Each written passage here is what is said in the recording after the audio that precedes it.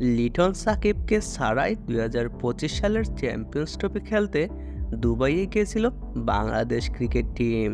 Selector panel এবং বিসিবির সভাপতি ফারুক আহমেদের এই পাকনামির ফল বাংলাদেশ পেয়ে গেল হাতে নাতে।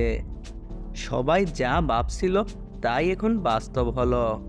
চ্যাম্পিয়ন্স ট্রফির গ্রুপ পর্ব পার হওয়ার আগেই বিদায়ের ঘণ্টা বেজে গেল বাংলাদেশের। আর সকল দর্শকদের এখন একটাই অভিযোগ যে চ্যাম্পিয়ন্স ট্রফি থেকে সাকিব এবং লিটনকে বাদ দিয়ে যে পাকনামি করেছে বিসিবি, সেই পাকনামির উচিত শিক্ষা পেতে বেশি দিন সময় লাগে নাই।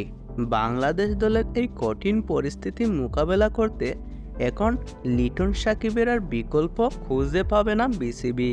কারণ লিটন সাকিবের পারফরমেন্স বাংলাদেশ ক্রিকেটকে যে পর্যায়ে নিয়েছিল, তাদের এই অবদানের কথা অস্বীকার করার পর বাংলাদেশে যেন অধপতন শুরু হয়ে গিয়েছে। তাই বিসিবির উচিত দর্শকদের এই দাবি মেনে নিয়ে যত শীঘ্রই সম্ভব লিটন এবং সাকিবকে দলে বেরানো।